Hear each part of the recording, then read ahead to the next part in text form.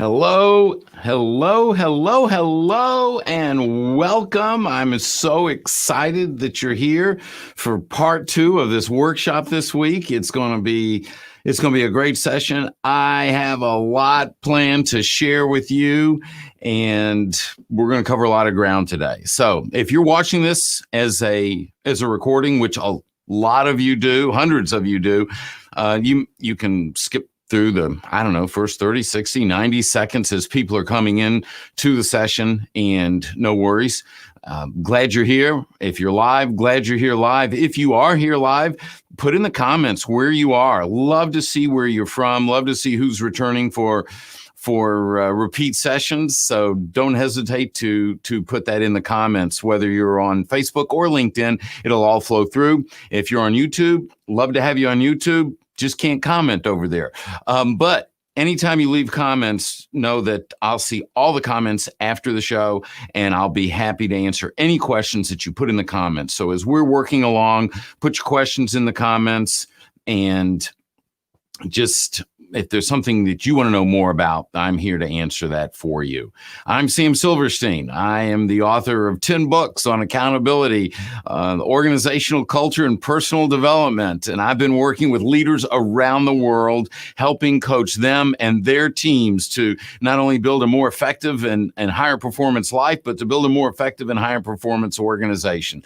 And that's what we're talking about in this Pivot Your Life workshop this week. We're looking at what is the mindset that we need to have if we're going to grow to be the best that we can be? And the goal is always to be better. That's it. No matter where we are, the goal is to get better, because if we get better and we can help the people around us get better, then we're going to build a better life. We will build a better organization. And that's what we're going to be working on. In this video, we're going to talk about eliminating these time-wasting distractions, things that control your focus, and just slow you down. And I'm going to help you figure out how to regain focus on what you need to be focusing on so that you're able to move faster in the direction that you should be going. Because the last thing you want to do is push on the accelerator going towards a cliff, right? I mean, we need to know the direction that we want to be going in. And, it's really easy to fall into the trap of thinking that other people and events in the world around us control our life. And I'm not going to say that they don't have an impact, but they do not control our life. And this is a false assumption that I'm going to help you not fall into that trap. I know I've fallen into that trap before, and we want to move past that. We have more control. And it's not that there aren't things going on around us, but when we know how to control what our focus is, where our focus is, then what happens is we take back control. We're able to move quicker, and we're able to move in the direction that we want to be moving in. Okay, so as you join me here today, put in the comments where you are. Love to see where you're coming in from. Love to see who's here, who's watching. Go on. Tell the world that you're spending a little time this afternoon with Sam Silverstein. You're talking about pivoting your life, gaining control in your life and your business. Put that in the comments, and love to see who all is here today. Okay, here we go. We're going to bust this myth, and we are going to look at exactly what we need to be doing to take control back in our life, both personally and professionally. And that's why this whole workshop this week is all set up to talk about pivot. Now, remember, pivoting is not about changing what we do. We hear the word pivot a lot today, and people are talking about, I got to pivot what I'm doing. I got to pivot my business. I think they're missing it. I really think that they are missing it. And I think that we have a certain clarity here that's going to work well for you. And that is simply this. If things aren't going the way we want, or they aren't going fast enough in the direction that we want, many times we think that we just need to work harder. We think that we just need to do more of what we're already doing. Or sometimes we think that, I need to do things differently. And it's really not about doing, it's about thinking. It's how changing the way we think. It's a pivot in the way that we think that's going to yield these long-term results that we're going after. Because if you change what you do, you'll always go back to old habits unless you change what you think. And once we change what we think, then what happens is we'll change what we'll do, and we'll do that on a permanent basis. So, Lesotho, holy cow. Hello to Africa. You know what? Phoebe, I hope I'm pronouncing that correctly.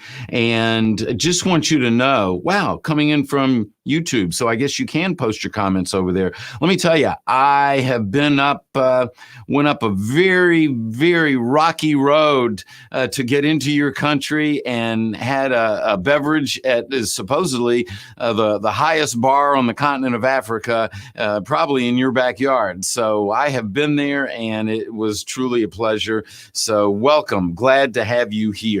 All right, let's move forward. And, I always like to start out here. What is accountability? We need to nail this, because it's only when we nail it that we can help others around us. Accountability is keeping our commitments to people. That's it. It's keeping our commitments to people. And when we keep our commitments to people, then what happens is we are building a relationship, and that relationship inspires accountability in the people around us. And remember, a commitment is no matter what. That's it. No matter what. There's no gray area. There's no middle ground. It's yes or no. I am or I'm not. Remember, yesterday we talked about tactical commitments and relational commitments, and it's the relational commitments that build up this fabric between people and inspire people around us to want to be accountable. So, all right. Now, we talked about the 3 big questions. That's what we're covering this week. Yesterday we covered question 1, which is, what do I believe? And today we're going to move on to question number 2. And question number 2 of the 3 big questions is, what do you focus on? What do you focus on? And this is really critical, because this is going to, I'm telling you, this is going to take you in the direction that you want to be going. And this is what's going to accelerate your pace in going in that direction. Focus is critical, and we're distracted all the time. And these distractions can be major. I've run for years. So those of you that know me know that that's my passion. And as a marathon runner, I would be putting on a lot of miles, kilometers all the time, and get up early in the morning. And usually once October came around, I was up before the sun every day. We would get out there, we would put our 8, 9, 10, 11, 12 miles on early, and then get into work. And so we're running down the road on the left side facing traffic, and inevitably a car would come over a hill, and it's dark out, and they'd have their lights on. And that car, that'd be the only car on the road. And my running partner, Jay, and I would be running, and we'd be the only ones on the road. And for some reason, with all that road there, the car would still veer towards us. And it's like we didn't know if we were going to have to jump in the ditch or what was going to happen. But after it veered towards us for what seemed like an eternity, it would then veer back and give us plenty of room, and everything was fine. And we never had to jump in the ditch. So what was going on? What was going on? Was the guy trying to scare us? Was the guy trying to drive us nuts? No, not at all. What happened was his lights picked us up. And as soon as his lights picked us up, his eyes picked us up. And as the head goes, the body flows. And so as he tilted his head to see us off to the side, he would steer his car off in that direction. And that's what would happen. His focus would shift to us. The car would shift to us. Well, it's the same way in life. It's the same way in business. Whatever the shiny object that grabs our attention and we turn our focus to that, then what happens is we're going in that direction.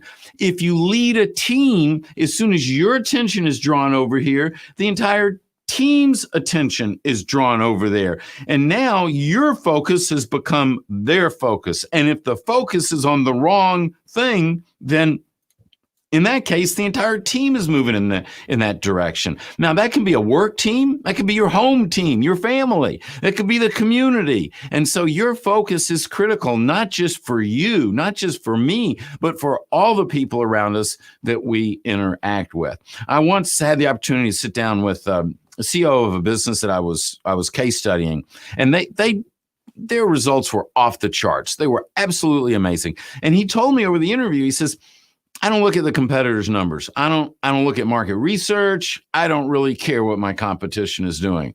And it caught me at that point. How fascinating.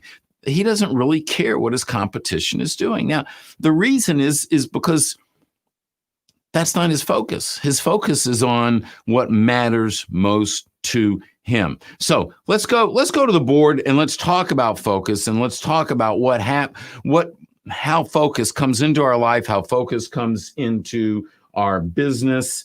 And I want to step you through some things here and just let me turn it on. So here, what the second big question is, what do you focus on? That's the second big question. There we go. What do you focus on? And this is critical. Okay, so what I want you thinking about is that, yesterday we talked about values. Today we're talking about focus. The big question yesterday, what do you believe? Today, the question is, what do you focus on? Now, these are two totally different questions, but they play out totally different. You see, when it comes down to your beliefs, your values, your purpose, your mission, all of that work, you have control over that from the standpoint of you get to build that up. You have choices. There's flexibility. You choose what your values are. I'm not choosing what your values are. When it comes to focus, you either focus on what you control or you focus on what you can't control, and there is no middle ground. And the fact is, we need to focus on what we can control, and that's non-negotiable. There is no play area in there. So what do you focus on? There are those things you can control. Or do you focus on what you cannot control? So what happens when you focus on what you cannot control? Well, what happens is we start looking at things we cannot control, so we come up with excuses. Great, the economy's terrible. My business is off. Well, that's an excuse. And you say, but Sam, the economy really is bad. And I'm just making this up. Well, yeah, it's really bad, but what can you control? Can you control the economy? Well, no. Then I don't want to hear about that. I want to know what you can control. What you can control in this situation is, well, you can control how many sales calls if you're in sales. So you can't control the economy, and if you focus on that, you're going to end up with excuses. If you focus on what you can control, then you can make decisions. When you make excuses, you get bogged down. I mean, you come to a screeching halt. Well, the economy's bad. Business is off. I'll go play golf. You're not motivated. You're not innovating. You're not coming up with the ideas that you need to move forward. When your focus is back on what you can control, well, then all of a sudden you put your brain to work. And then you come up with those ideas. So when you focus on what you can't control, you come up with excuses. And that stops you in your tracks. And not only that, it brings fear. What if this happens? What if that? So you're magnifying the fear in your life. And what does fear do? Fear stops you. So we got two things here that just stop us. Now, think about this. The competition's moving forward. We're stopped. Who's going to win in that scenario? That's not going to play out really well. So we don't want to focus on what we cannot control. We want to focus on what we can control. So now, when it comes to control, there's four things.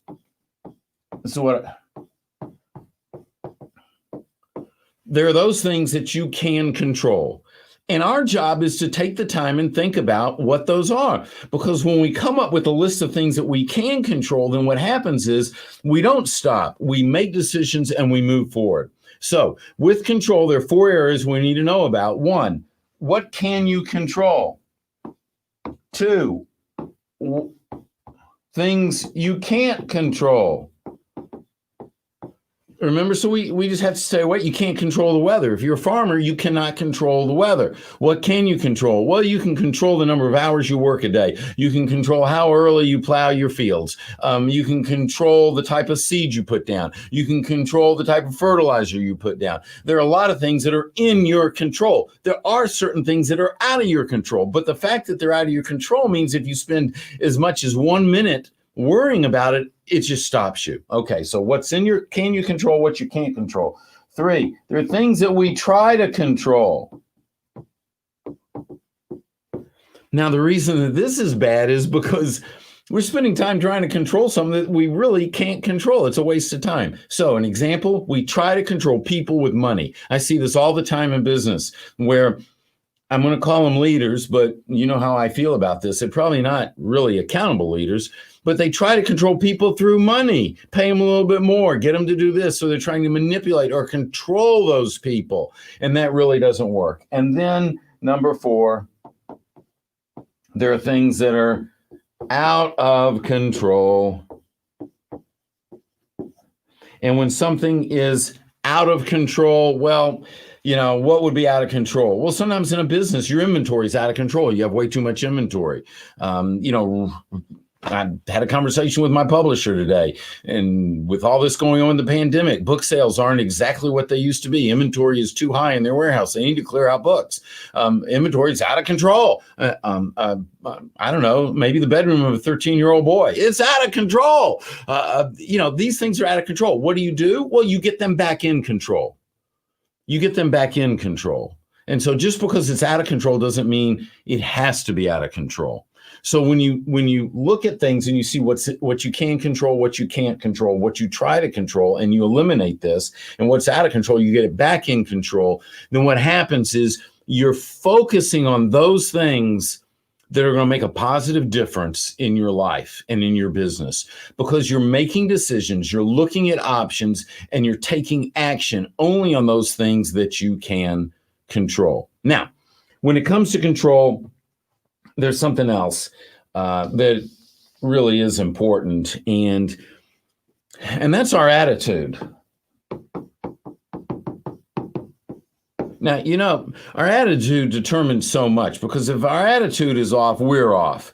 And that's also something that literally is within our control. Viktor Frankl, who wrote the book in Search of Meaning, I mean, he nailed it in that book when he said the last, and I'm paraphrasing, the last of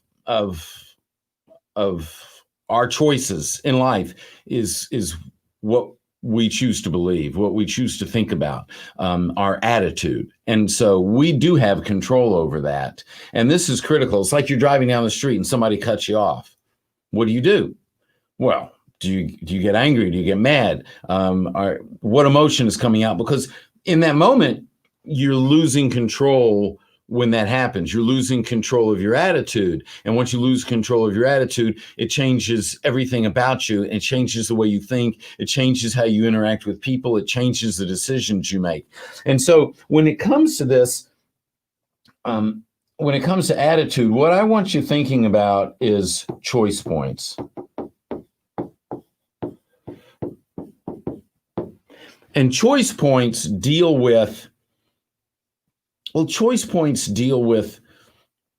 ability to see a situation and then make a decision on how you want to react, the character that you want to bring out in that situation. And you recognize this choice point before or as it's happening.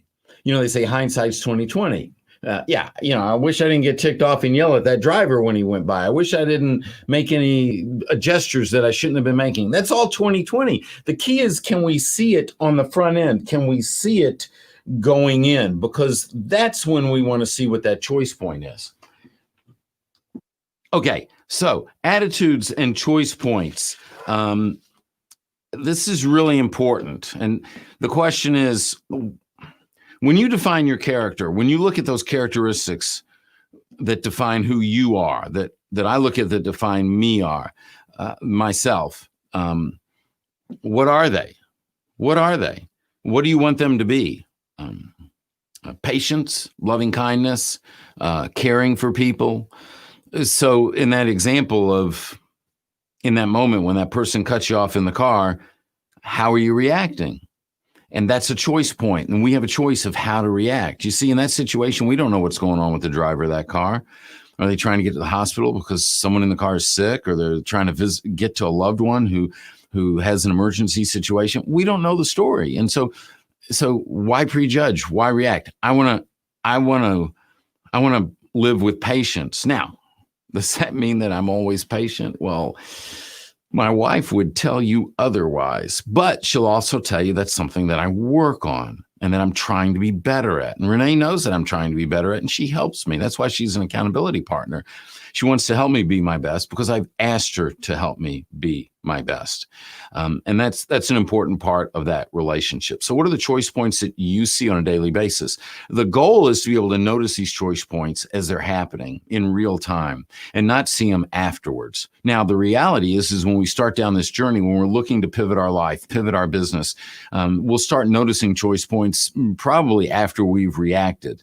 And once you've been doing this for a while, hopefully with what I'm teaching you, then you'll notice them as they're happening, and then you'll be able to choose how to react in that situation. When you're in a meeting and you're just talking, monopolize that meeting, there's a choice point. Are you taking up too much space? Do you need to show respect for other people? Do you need to be listening more? These are all characteristics that we want to be aware of as they're happening so that we can react. This goes towards being our best self. So, let's see, before we go any further, are there any questions that people have at this point? If you have any questions, then this is certainly the time to bring them up. And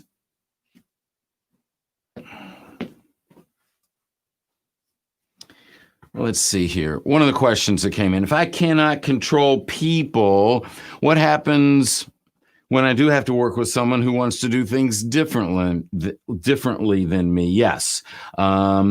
You cannot control people. This is correct. Well, we have to learn to get along with people. Just because they want to do something differently doesn't mean that it's wrong. Our way isn't always the right way. And so it's about building relationships and building understanding. And then when you do that, then what happens is that you have the ability to find that common ground. And when you do that, then there's appreciation. Now, if you're the leader, you want to hear what people say, and you want them to believe that you're listening and that you're taking their ideas into consideration. So it's certainly important to do that. Another question that came in: how can I live my values if I don't have control over all situations? Okay, so yeah, I think I know where you're going with this one. Here's the thing. It's imperative that when we look at a situation, no, we do not have control over the situation. What do we control? We control how we react, and we know what our values are. And so our values tell us literally how to react to the situation. The events that happen in our life, we don't necessarily dictate the events, but we can dictate our reactions. And that's the whole key of what we were talking about today. We cannot choose what happens to us, but we can choose how we react to it. So that question is right on target with that. And then the last question that I'm seeing right now: how do I keep from getting frustrated when other people around me are not performing at the same level I am?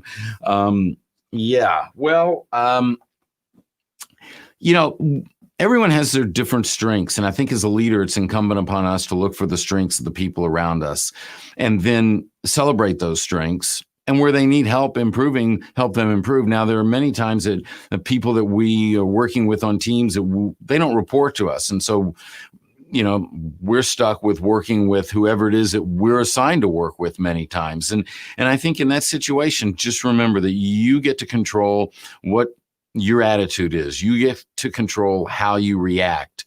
And so take a deep breath, get to know the other person. And when you get to know the other person better, then what happens is many times you find out why they do what they do. And you might be able to be of service to them and help them in their life. And in doing so, then they might actually end up performing differently in that team environment. What are some of the techniques that you use to control your attitude? I appreciate that question. Thank you. Well, here's what I do. And it goes back to what we talked about today. Because there are times when all of a sudden, I feel my blood pressure going up because of something that's going on, something that's frustrating. And that's when I've developed a habit of stepping back. I want to notice that choice point, and I want to ask myself a very important question. What can I control in this situation? What can I control in this situation? Well, I can't control this. I can't control this. Oh, I can control my effort. I can control how much preparation I do. I can control, there's so many things that are in my control. And so the technique I would encourage you is in any situation, ask yourself, what can you control in that situation? And let that dictate your response. Because here's what I know to be true. Once you're working on something that you can control, rather than focusing on something that you cannot control, then your energy level is going to change, endorphins are released, and your attitude is going to improve greatly. If we're focused on things that we can't control, then we're going to start grumbling, griping, complaining, and it's going to be a spiral that pulls us down. If we focus on those things that we can control, then it's a spiral that pulls us up. And we do that by in the moment. And boy, I'd love to know how to pronounce your name. Naslis. Boy, that's got to be a beautiful name. I'm sorry that I'm butchering it. If you want to put in the comments phonetically how it's spelled, I would love to know how to pronounce your name so the next time I get it right. Great question. So just develop the habit of asking the question of, what can I control in this situation? And then the things that you can't control, push them aside and then focus on what you can control. And even if it's only something very minor inside of a major situation, focus on that, make your best decisions, and move forward. Okay.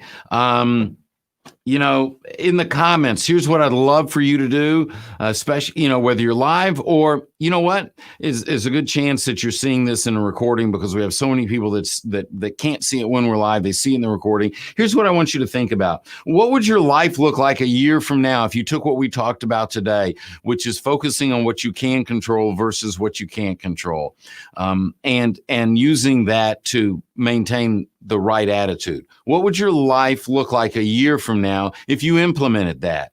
Put it in the comments. I want other people to see what it is that you're writing in those comments so we can learn from each other.